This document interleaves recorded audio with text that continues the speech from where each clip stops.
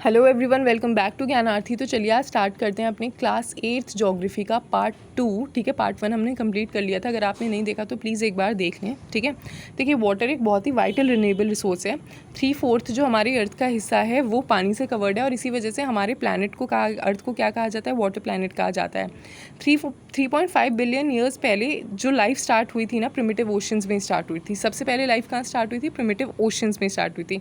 In fact आज भी oceans जो है 2/3 of the earth surface cover करते हैं and they support a rich variety of plants and animal life, because पानी के बिना ज़िंदगी है ही नहीं। ठीक है, लेकिन आपको ये याद रखना होगा जो ओशन वाटर होता है वो सलाइन होता है, वो ह्यूमन कंजप्शन के लिए बिल्कुल नहीं होता है। ठीक है, तो फ्रेश वाटर जो है सिर्फ 2.7% है। ठीक है, out of all the water present on this earth, fresh water जो ह्यूमन कंजप्शन के लिए फिट है वो सिर्फ 2.7% है। और जिसमें से भी जो 70% वाटर है ना, वो आपके इनएक्सेसिबल एरियाज़ में प्रेजेंट है in form of ice sheets, glaciers, जैसे कि आपका एंटार्क्टिका हो गया, आपका ग्रीनलैंड हो गया और आपके माउंटेन रीजन हो गए। ठीक है, इसका मतलब ये हुआ जो fresh water actively human consumption के लिए प्रेजेंट है पूरे वर्ल्ड में वो सिर्फ 1% है। ठीक है, और वो कहाँ कहाँ मिलता है? वो as in a form of ground water मिलता है, सरफेस वाटर की फॉर्म में मिलता है, रिवर्स और लेक्स में, और वाटर वेपर की फॉर्म में मिलता है हमारे एटमॉस्फेयर में। ठीक है, फ्रेश वाटर इसीलिए हम कहते हैं कि सबसे ज़्यादा प्रेशियस रिसोर्स है इस प्लैनेट पे। ठीक है, वाटर ना तो देखिए ऐड करा जा सकता है ना सब्सट्रैक्ट करा जा सकता है, ये कांस्टेंट रहता है हमारे एटमॉस्फेयर में। ठीक है, और ये कैसे कांस्टेंट रहता है कि क्या कहते हैं, हमारी प्रेसिपिटेशन और इवेपोरेशन की जो साइकिल चलती है उस वजह से क्या होता है, वाटर एटमॉस्फेयर में जाता है, एटमॉस्फेयर से रेन बन के आता है, वो ओशन में चला जाता है और ऐसे ही ये पूरी साइकिल चलती रहती है। ठीक है, now this you already know is referred to as water cycle.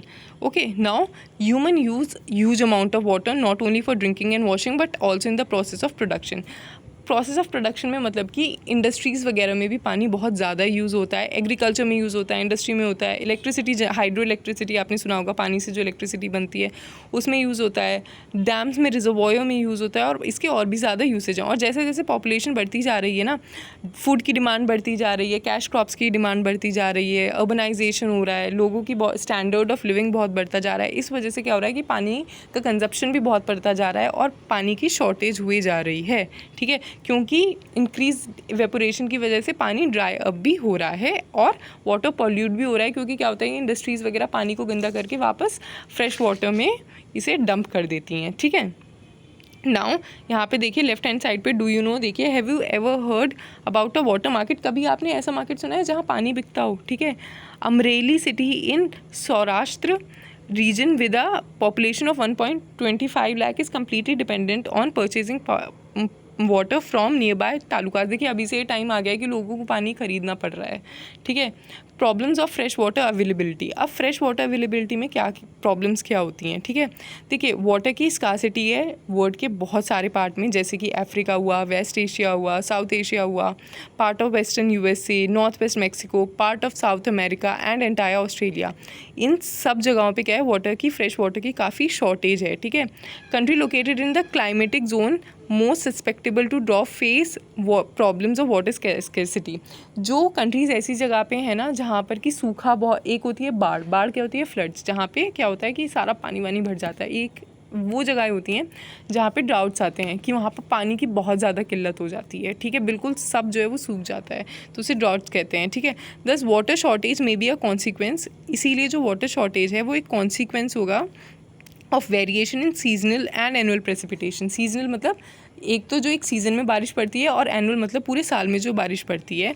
और the scarcity is caused by the over exploitation and contamination of water resources. तो ये कह रहे हैं कि वाटर शॉर्टेज दो वजह से होती है, एक तो जो सीजनल और आपका एनुअल प्रेसिपिटेशन होता है जो बारिश पड़ती है, और दूसरा कि आप जो है पानी को ओवर एक्सप्लॉयट कर रहे हैं और पानी को गंदा, पानी के सोर्सेज को आप गंदा कर रहे हैं। ठीक है, लेफ्ट साइड पे देखिए हमारी रिवर यमुना दिखा रखी है और कितनी गंदी हो रही है। River Yamuna is getting polluted due to sewage, industrial effluents and garbage. Now conservation of water resources, हम वाटर रिसोर्सेज को कैसे कंजर्व कर सकते हैं? देखिए access to clean and adequate water sources a major problem facing the world today. पूरा world ही face कर रहा है ये बहुत ही ज़्यादा प्रॉब्लम भरी बात हो गई है कि हमें क्लीन और एडिक्वेट वाटर सोर्सेज जो है वो गंदे होते जा रहे हैं, पल्यूट होते जा रहे हैं। स्टेप्स लिए गए हैं वाटर को कंजर्व करने के लिए, बट फिर भी जो है इसके ओवर यूज़ और पोल्यूशन की वजह से इसे अनफिट किया ये होता जा रहा है, ठीक है। अब क्या होता है, जो इंडस्ट्रीज़ वगैरह होती हैं ये वाटर को पोल्यूट करके वापस जो है अनट्रीटेड वाटर को या पार्शली ट्रीटेड वाटर को क्या करती हैं, ये साफ़ पानी में डाल देती हैं। और इस वजह से क्या होता है, वो पूरे पानी के जो है एफ्लुएंस वाटर बॉडीज़ में पूरी वाटर बॉडी ही कंटेमिनेट हो जाती है, ठीक है। They pollute water with nitrates, metals and pesticide. Pesticide कहाँ यूज़ होते हैं, एग्रीकल्चर में यूज़ होते हैं। और वो क्या होता है, जब बारिश पड़ती है तो वो क्या कहते हैं, पानी के साथ बह के रिवर्स वगैरह में फ्रेश वाटर सोर्सेज में मिल जाते हैं, ठीक है। Most of the chemicals are non biodegradable, मतलब कि नॉन बायोडिग्रेडेबल मतलब डिग्रेड नहीं होते हैं, ये इन्वायरमेंट में रहते हैं और ये हमारी ह्यूमन बॉडी तक पहुँच जाते हैं क्रॉप्स के थ्रू या फूड के थ्रू जो हम खाते हैं, ठीक है। और ये हमारी बॉडी को हार्म करते हैं। Water pollution can be control by treating these affluence suitably before releasing them in the water bodies. इसका मतलब ये है कि जो पानी गंदा हो गया, पहले हमें उसे केमिकल प्रोसेसेस से या फिर कोई भी प्रोसेसेस से हमें साफ़ करना है, उसके बाद हमें इन्हें वाटर बॉडीज़ में डालना चाहिए। फॉरेस्ट और and other vegetation cover slow the surface run of and replenish underground water. देखिए, जितने ज़्यादा फॉरेस्ट और वेजिटेशन होगी ना, उतना ज़्यादा पानी का जो वो है सरफेस रन ऑफ है कि वो रिवर्स में जाके मिलती है, उतना ज़्यादा कम होगा और उतना ही ज़्यादा अंडरग्राउंड वाटर रिप्लेनिश होगा, ठीक है। लेकिन हम क्या कर रहे हैं, हम फॉरेस्ट को भी काट रहे हैं और सारी वेजिटेशन भी कम करते जा रहे हैं। वाटर हार्वेस्टिंग जो है वो एक अलग तरीका है to save surface runoff. Water harvesting से क्या होता है कि हम सरफेस रन ऑफ को बचा सकते हैं, ठीक है। The canals use for irrigating field should be properly line to minimize losses by water seepage. तो जो क्या कहते हैं, ये कह रहा है कि जो फील्ड्स क्या कहते हैं इरीगेट करे जाते हैं, उसके चारों ओर जो है हम बाउंड्रीज़ बना सकते हैं, जिससे कि वाटर सीपेज के थ्रू मिनिमाइज़ कर दें हम लॉसेस को। स्प्रिंकलर्स देखिए, वाटर स्प्रिंकलर देखिए, पानी का छिड़काव करता है ये, ठीक है। ये इरीगेट बहुत अच्छे से कर देता है और वाटर लॉस भी चेक करता है, क्योंकि ये पानी एकदम बहाता नहीं है। आपने देखा होगा जो इरीगेशन टैंक वगैरह होते हैं, पानी बहता चला जाता है, इसमें ऐसा नहीं होता है, ठीक है। जितना आपकी क्रॉप को पानी चाहिए उतना एडिक्वेटली स्प्रिंकल करता है और बाकी वाटर भी कम यूज़ करता है। ड्राई रीजन में क्या होता है, इवेपोरेशन बहुत ज़्यादा हाई होता है, क्योंकि टेम्परेचर बहुत ज़्यादा हाई होता है। तो ड्रिप या फिर ट्रिकल इरिगेशन बहुत यूज़फुल होता है। ड्रिप इरिगेशन से क्या होता है कि आपके ज़मीन के नीचे वो पाइप्स वगैरह होते हैं और वही जो है टाइमली फील्ड्स में पानी देते हैं, ठीक है। The valuable water resource can therefore be conserved by adopting to the means of irrigation. Okay, now right hand side पे देखिए, do you know rainwater harvesting is a process of collecting rainwater from one rooftop and directing it to an appropriate location where it is stored for future use. देखिए, rainwater harvesting क्या होती है, जब बारिश पड़ती है ना, तो फिर क्या करते हैं ये लोग अपनी रूफ पे जो है वाटर स्टोर करके उसे एक ऐसी जगह पर मतलब पाइप वगैरह के थ्रू पहुँचा देते हैं जहाँ वो फ्यूचर में यूज़ हो सके, ठीक है। Now natural vegetation and wild life के बारे में हम बात करते हैं। कुछ स्कूल के बच्चे थे, वो एक एग्जीबिशन में गए, हैंडीक्राफ्ट का एग्जीबिशन था, आर्टिकल था exhibition, the articles in the exhibition में जो आर्टिकल्स थे, मतलब जो वहाँ पे हैंडीक्राफ्ट्स रखे हुए थे, उन्हें कलेक्ट करे गए थे हमारी कंट्री के अलग अलग पार्ट से। मोना ने एक बैग पिक करा और कहा, अरे ये तो बहुत ही सुंदर हैंड बैग है, ठीक है। Yes, it is made up of jute. Teacher ने रिप्लाई करा, ये जूट से बना हुआ है। Do you see those basket lamp shades and chair, those are made up of canes and bamboos. In the eastern and northeastern humid region of India, bamboos grow in plenty. तो हमारे eastern और north eastern region में ना bamboo जो है वो बहुत ज़्यादा मात्रा में उगते हैं। Jessie was excited to see a silk scarf. Jessie बहुत एक्साइटेड थी एक सिल्क स्कार्फ को देख के।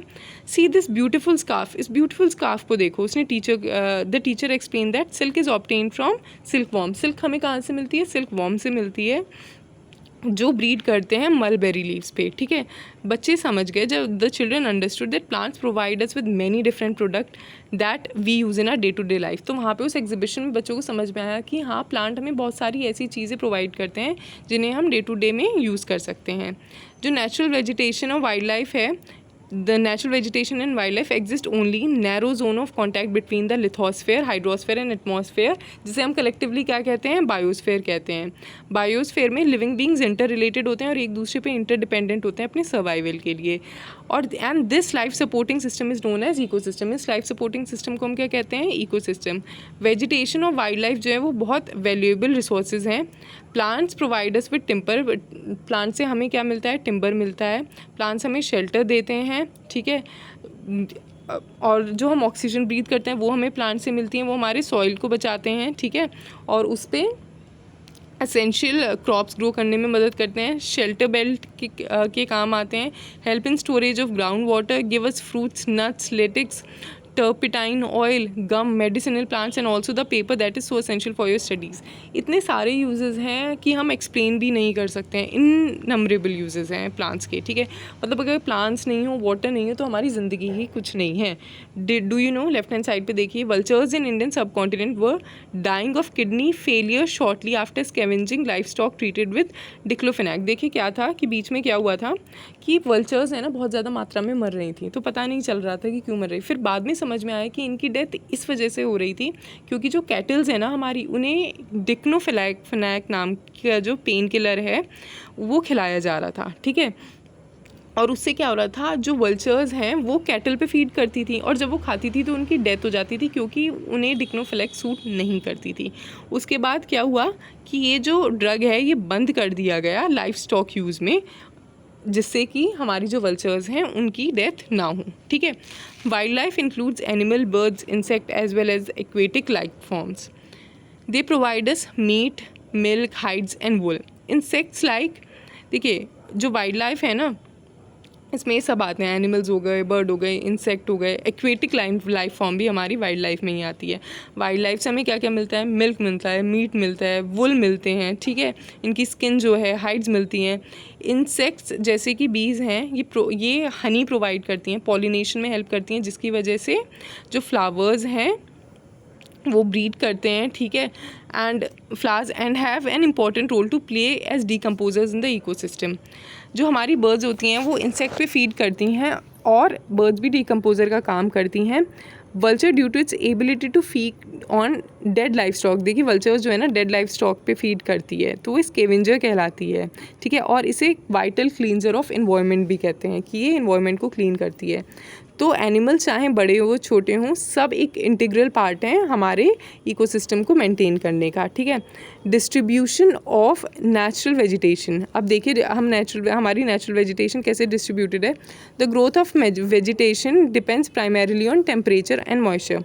देखिए वेजिटेशन जो है ना सबसे पहले डिपेंड करती है टेम्परेचर पे और मॉइस्चर पे। जो मेजर वेजिटेशन टाइप है ना वर्ड के, उन्हें हम ग्रुप करा गया है फॉरेस्ट में, ग्रासलैंड में, स्क्रब्स में और तुंद्रा में, ओके, तुंद्रा में, ठीक है। तो एरियाज़ जो जहाँ हैवी रेनफॉल होते हैं वहाँ ट्रीज़ भी बड़े थ्राइव होते हैं, ट्रीज़ भी बहुत बड़े बड़े होते हैं। फॉरेस्ट जो है उसमें अबंडेंट वाटर सप्लाई होता है। As the amount of moisture decreases the size of earth, their density also reduces. जहाँ जैसे जैसे मॉइस्चर डिक्रीज़ होता जाता है वैसे वैसे ट्रीज़ का साइज़ डिक्रीज़ हो जाता है और उनकी डेंसिटी भी कम होती जाती है। Short stunted trees and grass grow in the region of moderate rainfall forming the grasslands of the world. हमने पहले भी पढ़ा था पिछली क्लास की ज्योग्राफी में कि क्या होता है कि जब रेनफॉल कम होती जाती है तो कि आपकी ग्रासलैंड्स जो हैं वो आ जाते हैं। मॉडरेट रेनफॉल एरियाज़ जो हैं वो कौन से होते हैं, हमारे ग्रासलैंड्स होते हैं, और यहाँ पे ट्रीज जो हैं वो छोटे छोटे होते हैं और ग्रास भी मॉडरेट साइज़ की होती है, ठीक है। Thorny shrubs and scrubs grows in dry area in low rainfall. In such areas, plants have deep roots and leaves with thorny and waxy surface, reduce loss of moisture through transpiration.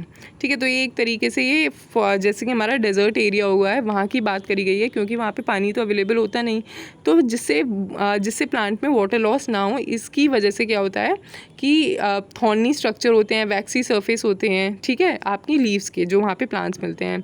Tundra reason जो होता है वो cold polar reason होता है और इसमें mosses और lichens मिलते हैं, लिचेंस या लाइकेंस जैसे भी आप बोलना चाहें। Today there are more people in the world than there were 2 centuries back. देखिए 2 century पहले जितने लोग थे ना वर्ल्ड में, आज उससे भी बहुत ज़्यादा हैं, ठीक है।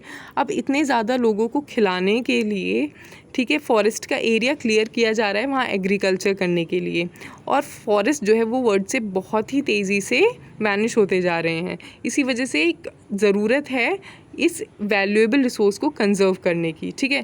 कंजर्वेशन ऑफ नेचुरल वेजिटेशन और वाइल्ड लाइफ। अब देखिए फॉरेस्ट जो है हमारी वेल्थ होते हैं, हमारी जो वेल्थ है वो क्या है, फॉरेस्ट हैं। प्लांट्स हमें शेल्टर देते हैं, एनिमल्स के साथ मिलके वो पूरे इकोसिस्टम को संभालते हैं, ठीक है।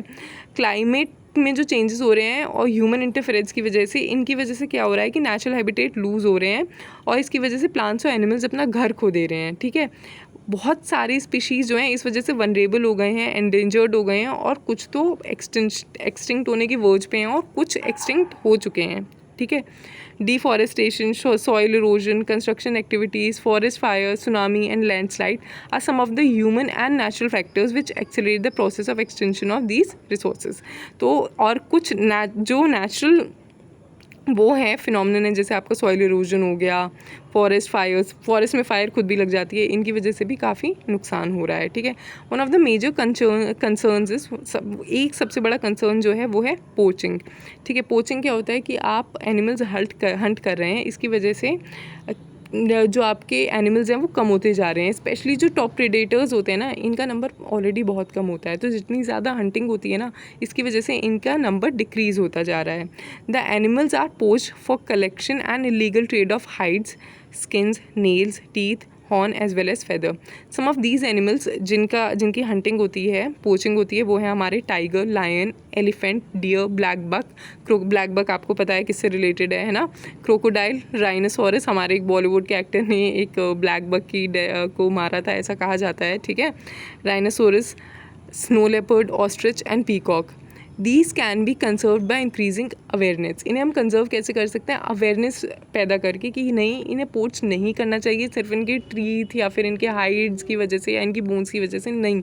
दे are a part of ecosystem and they should be respected, their life should be respected and our life should be respected, क्योंकि ये पूरे इकोसिस्टम को बैलेंस करने में मदद करते हैं। जो हमारे नेशनल पार्क्स होते हैं, वाइल्ड लाइफ सेंचुरीज़ होती हैं, बायोस्फीयर रिजर्व होते हैं, ये इन्हीं को प्रोटेक्ट करने के लिए बनाए गए होते हैं, नेचुरल वेजिटेशन और वाइल्ड लाइफ को प्रोटेक्ट करने के लिए। Conservation of creeks, lakes and wetland is necessary to save the precious resource from depletion.